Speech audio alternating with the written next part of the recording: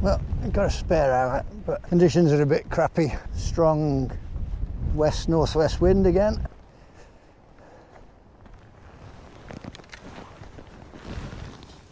No, I haven't learned. You still can't get through that gate with the rucksack on. Stop expecting too much. Right, let's try going under this one.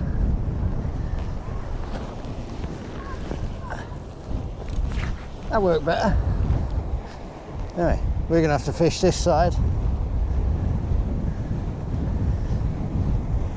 And I've just noticed I forgot a landing net, so nah. We'll go up here, we'll sit in the sun, do a bit of float fishing and see if there's a bass around. Short trip because it's Chinese night and I'm starving. And yes, I know the Hobbit's going to say it, you're always starving, but then again he's right. I reckon somewhere around this big lump of rock here will do. No advantage in going all the way to the end, I don't think. We'll see how long it is before these waves are popping over the top, because they're spraying over the top anyway. How about here? Oh. We're not big on making life complicated today. It's a 12-foot rod. This is a barbel rod. No, we haven't been barbel fishing for a while. Perhaps we should. And it's simple. Float, nice hook, not too big. Like someone said, like, no, sorry, can't remember who it was, but big hook, big fish, small hook, any fish. Let's have a go. Set the float to a couple of feet. So super simple. We like simple. We are simple. And we just fish it there.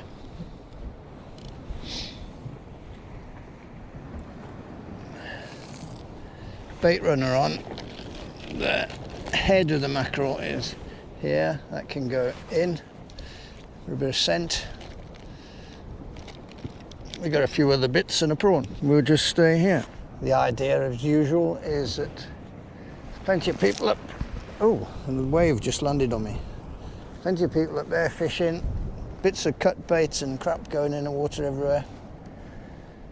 Mr. Bass, Mr. Mullet, working their way up and down the pier, close in, which is where we are. We might have picked a bad spot because the waves are coming over the top. So here we go. Anyway, conditions are not brilliant, but we're out fishing, which is what matters. And you never know, we might even catch something. It's not the world's biggest float, and I'm not going to go on about it too much. You could literally use a bit of polystyrene, it wouldn't make any difference. It's just something to see and keeps your bait away from the crabs. But we have got a bit of a corner here. A corner, that big rock tank trap, and underneath here there's lots of rocks and weed, and there's a fish. Fish just come up and swirled right on the surface end, probably a mullet, gone that way. So we may or may not be in the right area, who can tell? Perhaps we should have brought lighter gear and bread. Try that another day. So normally we fish the estuary for mullets, or the marina, or whatever. Anyway, at least that's a sign of life. That's good. I didn't really hold out much hope of seeing anything with this murky water and cruddy conditions. Wind seems to be a feature of my trips lately. Either ridiculous wind coming this way or ridiculous wind going that way. So as next we'll have that way. Who knows? Either way, it seems to be the thing. As soon as it gets sunny in Wales, it gets really windy. And today I was just getting rid of all my kayaking stuff together, getting some new bits and bobs, and you can't go out in this weather. It's not conducive to kayaking. Look at that boat out there, he's having trouble. And he's a decent size. And he hadn't even got out of the little beach. There's another fish swirling. Seems to be taking stuff off the surface. Any good out there? Any good? It is a bit, isn't it? Smoothie now, the first one. Ah, there we are. We're after the bass, are you? Bass, yeah. I've seen a couple of fish swirling, but they're probably mullet. What are you using? Just strips of mackerel. Mackerel, Yeah. My mate does well down here, just literally doing this. Yeah? So, And on a day like this, what else can you do? Well, exactly. Well, good luck anyway. Aye. Good luck with the wind. Yeah, for the moment. The smooth hands around down here. Didn't have to go trolloping down the Neath Estuary at all. Catch nothing, could have come here. Never mind, I like the Neath Estuary, even when nothing's happening. Today I've ordered the camera mounts for one kayak, and I've got the, I forgot the name of it now, some speed track or something, rails come in that I can put on my other kayak. Me and the Hobbit can get out if the weather goes nice. Oh yeah, be just my luck today to get into a big bass, wouldn't it? And I can't. Could easily reach him with the net, and I haven't got the net. Maybe I should fold the net right up to where it goes smallest and just leave it in the car. I'd probably leave it in the car then, because kayak fishing for hounds is good with spinning rods, and we can get out around those big piers there, the long arm and up, spin for bass. We could even go for taupe, because they'll be here soon, if they're not already here. There's a lot of squawking going on down there. Have they caught something all the way down there?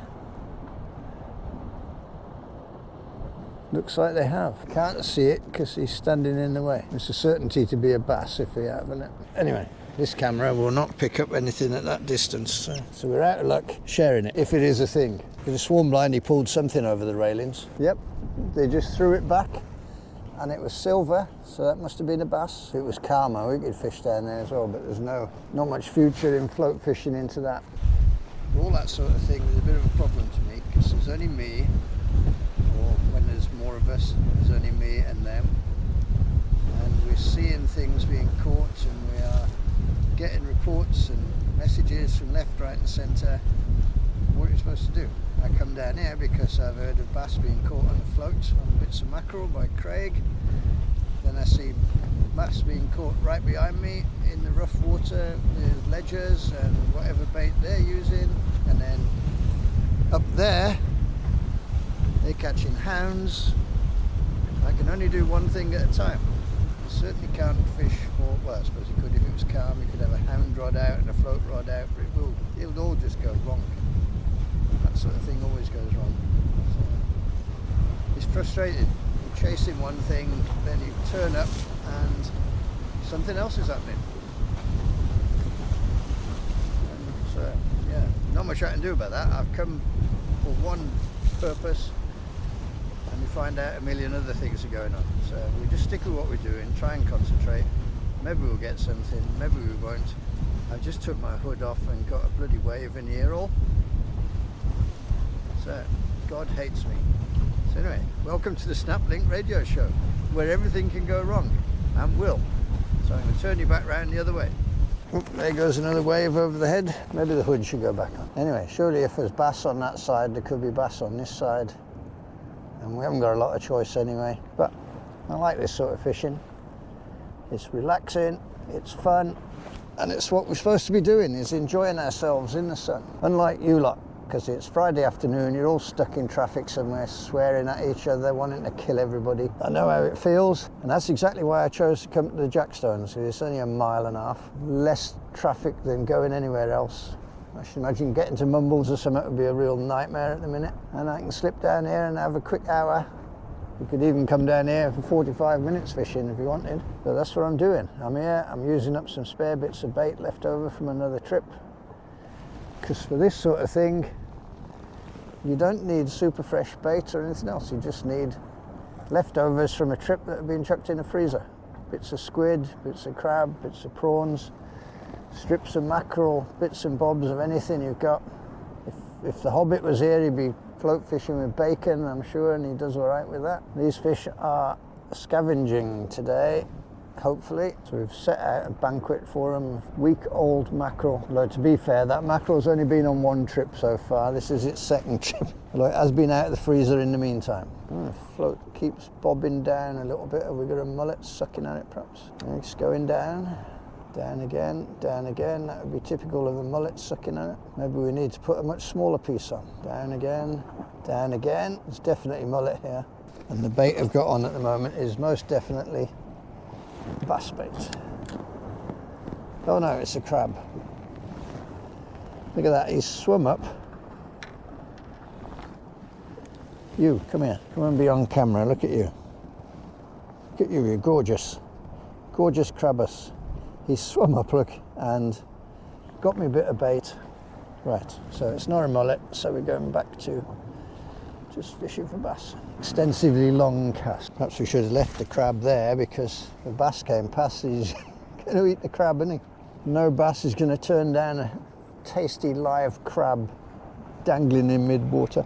And we've got the bait runner on, so if something happens while we're not watching, we don't lose the rod. I haven't seen any other fish swirling while we've been here. It seems if the water's calm, you can take your pick of where to go from that end of the pier to that end of the pier. Fish could presumably turn up anywhere. So naturally, I'm in the middle. Oh, up there, look, the waves are coming straight through the rocks. Everybody's getting wet. Yeah, the water's getting pretty damn close. We wait. We'll learn to speak the Queen's English eventually. We might have to go down, further down, if we don't want to get wet. But we're okay for the minute. It's a bit different from the other day when me and the Hobbit were down here and it was pretty much flat, calm, clear water. When that mackerel head that I threw in earlier was dangling under a float for hours, nothing happening. We didn't see any fish, no mullet, no nothing.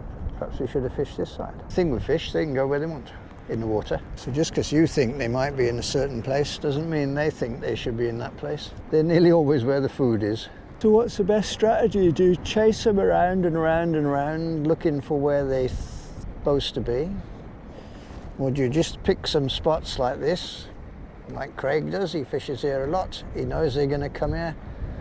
So at some point he's going to be here and they're going to be here. Pretty good strategy. If you fish this pier every tide, once a day, every tide, half in the dark, half in the day, how many of those tides would you be here when the fish are here? I would say quite a lot. You'd definitely be putting yourself in a position of certainty where you're definitely going to get the bites. And one thing, if I was a bit more organised, I've got a big bag of mashed bread and mashed up mackerel in the freezer. You put that in a mesh bag and dangle it over the side here and get yourself some ground bait going. That could be good. Didn't bring it today because it was all a bit of a rush. And I didn't know if I was going to make it down here. An hour ago I was looking at the wind thinking no, definitely not. And it is absolutely howling, but you can still fish this side. And not with the certainty of success, but with a pretty good chance of success. And the float's just gone down and stayed down, so I'd say there's another crab. Whatever it was has let go. Probably a crab.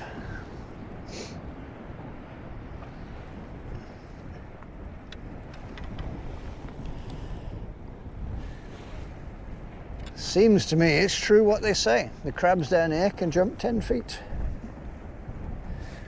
Because they are. As soon as a float comes into the edge, they detect it and they swim up and get it.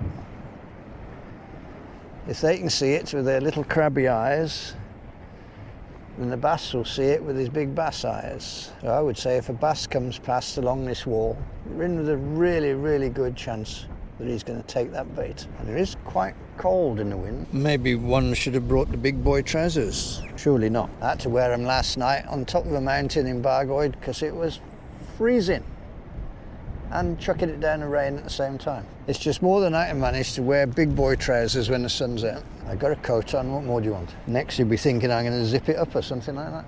So it has to be said, this coat does have a zip that works.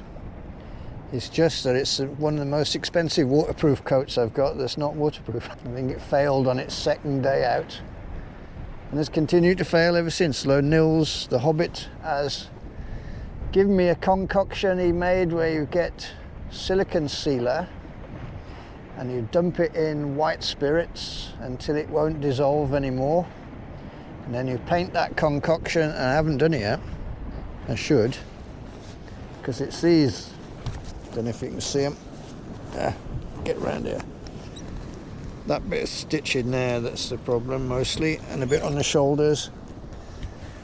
But that concoction, it smells pretty evil, but I waterproofed the flag on the car about 5 months ago and it's been waterproof ever since, and it throws the water off a treat. So I ought to do this jacket because it's a good jacket, and if it is a waterproof jacket, it would be even gooder. It would be much more better. Those waves are getting very friendly now. Maybe if I stay turned around, you can see them coming over the top. It's getting quite damp.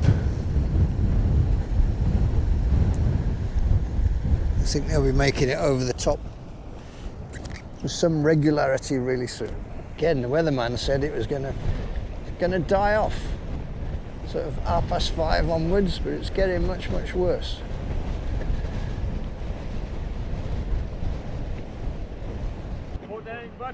No, they've had a bass down the end and smooth hands up that end. Yeah. Who had the bass? The kids? Yeah, the little kid. Yeah, you just said you had one. Yeah. I know everybody's in the way, but the guy down the end is definitely into a fish. That's going to be a hound bent rod there, big bent rod.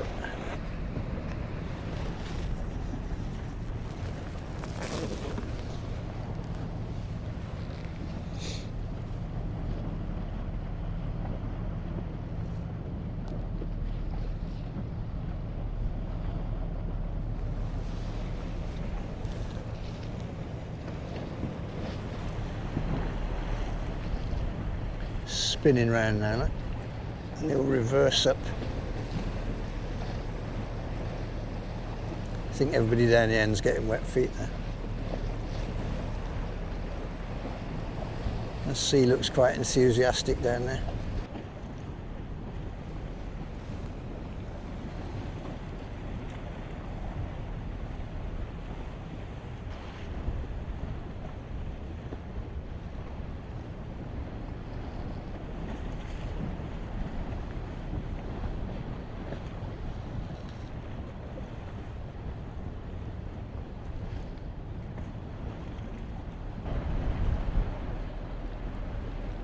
When he's finished dredging mine, the place will be thick with mud that's been stirred up.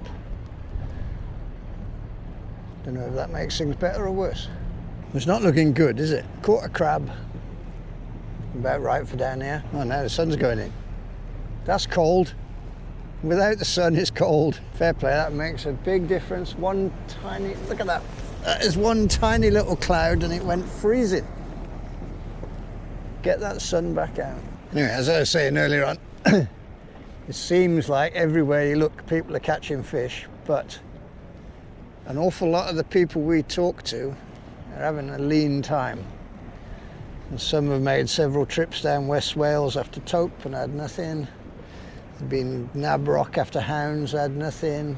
Porthcawl, Monknash several times, certain people have, and they finally got rays. So it looks like summer's coming a bit late.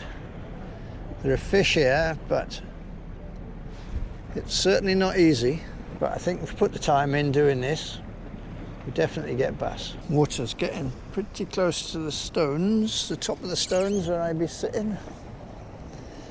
Don't think it's going to over the top by any means, but it's got a few inches to come yet.